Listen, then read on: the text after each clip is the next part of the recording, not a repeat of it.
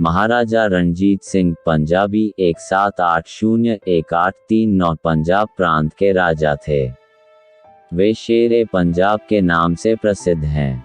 महाराजा रणजीत एक ऐसे व्यक्ति थे जिन्होंने न केवल पंजाब को एक सशक्त सूबे के रूप में एकजुट रखा, बल्कि अपने जीते जी अंग्रेजों को अपने साम्राज्य के पास भी नहीं भटकने दिया। रणजीत सिंह का जन्म सन 1780 में गुजरांवाला अब पाकिस्तान संधावालिया महाराजा महासिंह के घर हुआ था। उन दिनों पंजाब पर सिखों और अफगानों का राज चलता था, जिन्होंने पूरे इलाके को कई मिसलों में बांट रखा था। रणजीत के पिता महासिंह सुकरचकिया मिसल के कमांडर थे। पश्चिमी पंजाब में स्थित इस इलाके का मुख्यालय गुजरांवाला में था। छोटी सी उम्र में चेचक की वजह से महाराजा रणजीत सिंह की एक आंख की रोशनी चली गई थी। वे महज 12 वर्ष के थे जब उनके पिता चल बसे और राजपाट का सारा बोझ उन्हीं के कंधों पर आ गया। 12 अप्रैल 1801 को रणजीत सिंह ने महाराजा की उपाधि ग्रहण की। गुरु नानक जी के एक वंशज ने उनकी ताजपोशी संपन्न कराई। उन्होंने लाहौर को अपनी राजधानी बनाया और सन 1802 में अमृतसर की ओर रुख किया। महाराजा रणजीत सिंह संधवालिया शासनावधि 12 अप्रैल 1801 27 जून 1839 राज्याभिषेक 12 अप्रैल 1801 लाहौर किले मैनुत्तरवर्ती महाराजा खड़क बुद्ध सिंह 13 नवंबर 1781 गुजरांवाला सुकरचकिया मिसल निधन 27 जून 1839 उम्र 58। लाहौर पंजाब सिख साम्राज्य आज के पाकिस्तान में समाधि अस्थि अवशेष लाहौर में सुरक्षित। संतान खड़क सिंह, ईशा सिंह, शेर सिंह, तारा सिंह, कश्मीरा सिंह, पेशौरा सिंह, मुल्ताना सिंह, दलीप सिंह घराना सिंधवालिया जात सिख 2-3 पिता महाराजा महासिंह माता राजकौर धर्म सिख। महाराजा रणजीत ने अफगानों के खिलाफ कई लड़ाइयां लड़ी और उन्हें पश्चिमी पंजाब की ओर खदेड़ दिया। अब पेशावर समेत पश्तून क्षेत्र पर उन्हीं का अधिकार हो गया। यह पहला मौका था जब पश्तूनों पर किसी गैर मुस्लिम ने राज किया। उसके बाद उन्होंने पेशावर, जम्मू कश्मीर और आनंदपुर पर भी अधिकार कर लिया। पहली आधुनिक भारतीय सेना सिख खालसा सेना गठित करने का श्रेय भी उन्हीं को जाता है। उनकी सरपरस्ती में पंजाब अब बहुत शक्तिशाली सूबा था। इसी ताकतवर सेना ने लंबे अरसे तक ब्रिटेन को पंजाब हड़पने से रोके रखा। एक ऐसा मौका भी आया जब पंजाब ही एकमात्र ऐसा सूबा था जिस पर अंग्रेजों का कब्जा नहीं था।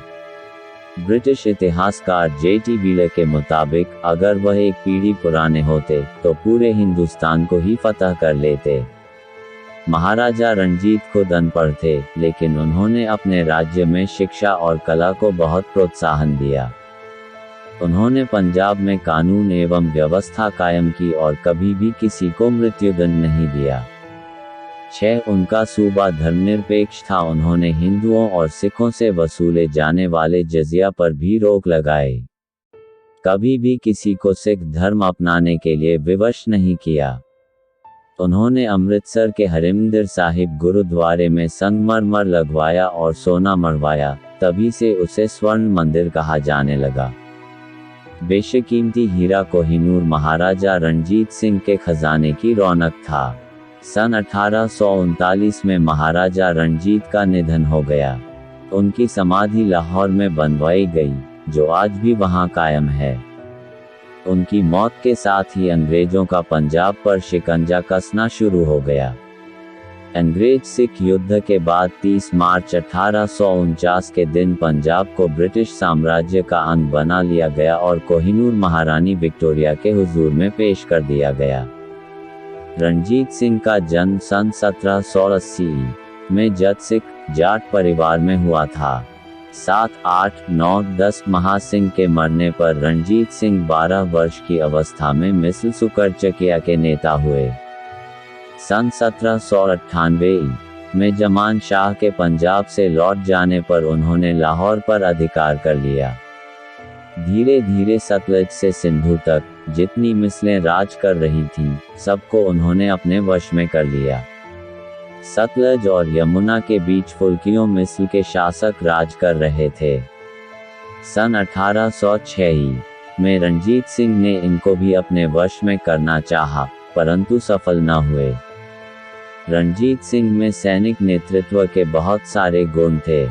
वे दूरदर्शी थे। वे सांवले रंग का नाटे कद के मनुष्य थे। उनकी एक आंख शीतला के प्रकोप से चली गई थी, परंतु यह होते हुए भी वह तेजस्वी थे। इसलिए जब तक वह जीवित थे, सभी मिसलें दबी थीं। उस समय अंग्रेजों का राज्य यमुना तक पहुंच गया था और फुल्कियां मिस्र के राजा अंग्रेजी राज्य के प्रभुत्व को मानने लगे थे। अंग्रेजों ने रणजीत सिंह को इस कार्य से मना किया। रणजीत सिंह ने अंग्रेजों से लड़ना उचित न समझा और संधि कर ली कि सतलज के आगे हम अपना राज्य न बढ़ाएंगे। रणजीत सिंह ने फ्रांसीसी सैनिकों को बुलाकर उसकी सैनिक कमान में अपनी सेना को विलायती ढंग पर तैयार किया।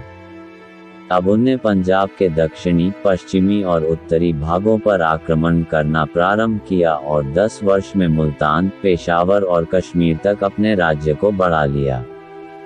रणजीत सिंह ने पेशावर को अपने अधिकार में अवश्य कर लिया था, किंतु उस सूबे पर पूर्ण अधिकार करने के लिए उसे कई वर्षों तक कड़ा संघर्ष करना पड़ा था।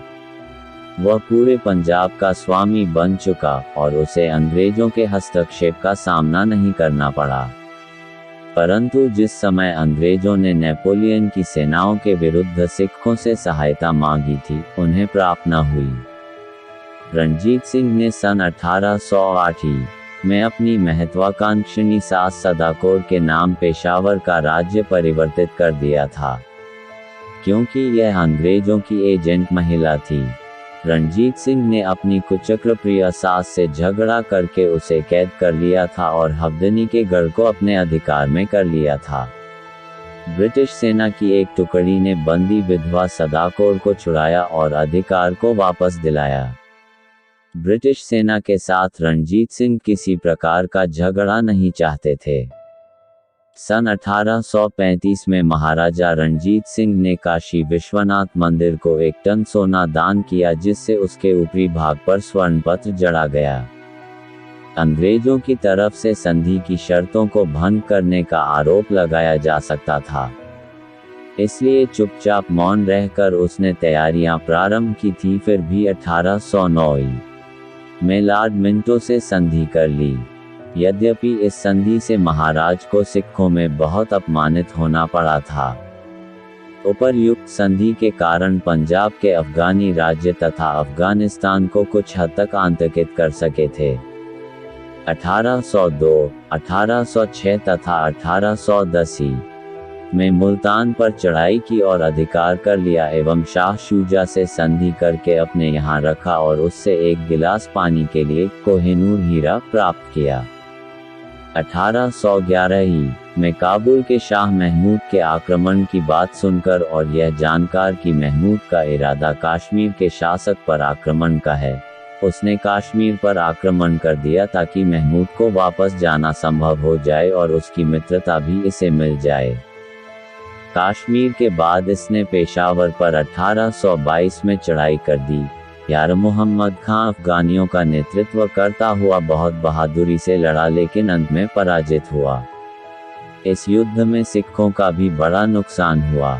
1838 में पेशावर पर रणजीत सिंह के अधिकार से भयभीत होकर दोस्त मोहम्मद खां काबुलनरेश बहुत भयभीत हुआ और रूस तथा ईरान से दोस्ती कर ली।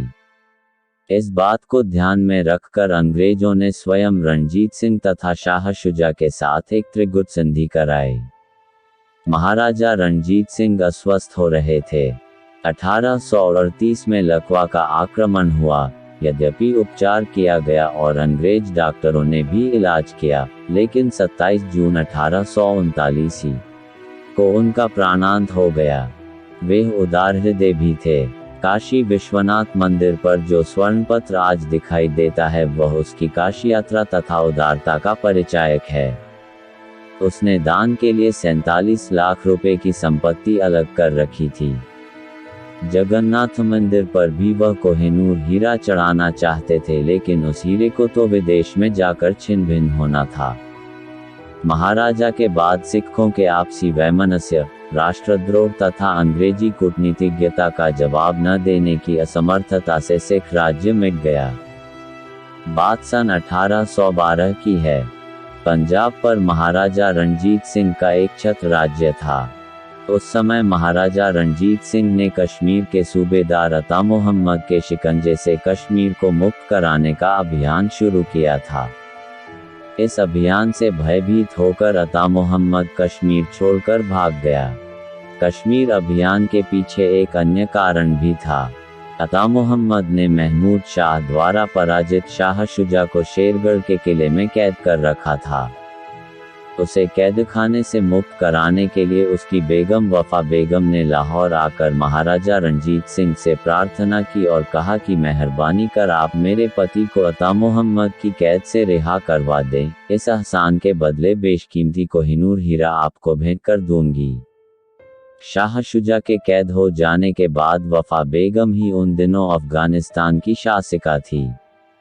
इसी कोहिनूर को हड़पने के लालच में भारत पर आक्रमण करने वाले अहमद शाह अब्दाली के पौत्र जमान शाह को स्वयं उसी के भाई महमूद शाह ने कैदखाने में भयंकर यातनाएं देकर उसकी आंखें निकलवा ली थीं। जमान शाह अहमद शाह अब्दाली के बेटे तैमूर शाह का बेटा था, जिसका भाई था महमूद शाह। अस्तु, महाराजा रणजीत सिंह स्वयं चाहते थे कि वे कश्मीर को अता मोहम्मद से मुक्त करवाएं। अतः सुयोग आने पर महाराजा रणजीत सिंह ने कश्मीर को आज़ाद करा लिया। उनके दीवान मोहकम चंद ने शेरगढ़ के किले को घेर कर वफा बेगम के पति शाह शुजा को रिहा कर वफा बेगम के पास लाहौर पहुंचा दिया। राजकुमार खडग सिंह ने उन्हें मुबारक हवेली में ठहराया, पर वफा बेगम अपने वादे के अनुसार कोहिनूर हीरा महाराजा रणजीत सिंह को भेंट करने में विलंब करती रही। यहाँ तक कि कई महीने बीत गए।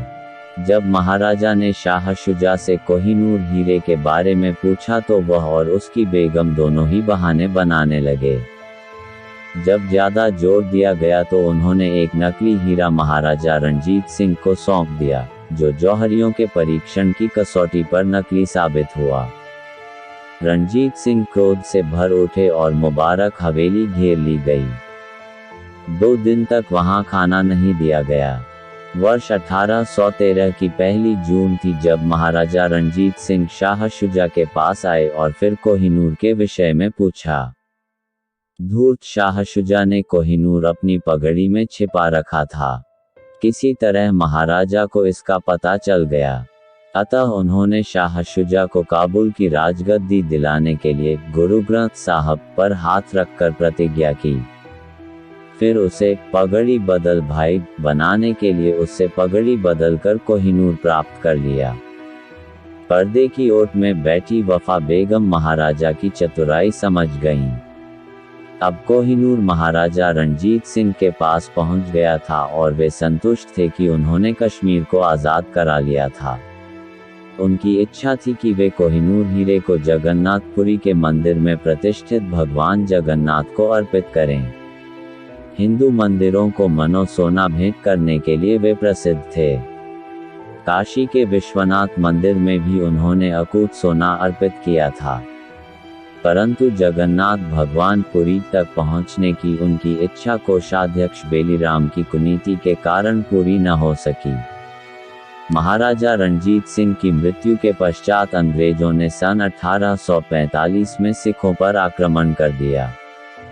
फिरोजपुर क्षेत्र में सिख सेना वीरतापूर्वक अंग्रेजों का मुकाबला कर रही थी, किंतु सिख सेना के ही सेनापति लाल सिंह ने विश्वासघात किया और मोर्चा छोड़कर लाहौर पलायन कर गया। इस कारण विजय के निकट पहुंचकर भी सिख सेना हार गई। अंग्रेजों ने सिखों से कोहिनूर हीरा ले लिया, साथ ही कश्मीर और हजारा भी सिखों से छीन लिए, क्योंकि अंग्रेजों ने 1.5 करोड़ रुपए का जुर्माना सिखों पर किया था। अर्थाभावग्रस्त सिख किसी तरह केवल 50 लाख रुपए ही दे पाए थे। लॉर्ड हॉर्डिंग ने इंग्लैंड की रानी विक्टोरिया को खुश करने के लिए कोहिनूर हीरा लंदन पहुंचा दिया। जो ईस्ट इंडिया कंपनी द्वारा रानी विक्टोरिया को सौंप दिया गया। उन दिनों महाराजा रणजीत सिंह के पुत्र दिलीप सिंह वहीं थे। कुछ लोगों का कथन है कि दिलीप सिंह से ही अंग्रेजों ने लंदन में कोहिनूर हड़पा था। कोहिनूर को 1 माह 8 दिन तक जौहरियों ने तराशा और फिर उसे रानी विक्टोरिया ने अपने ताज में जड़वा लिया।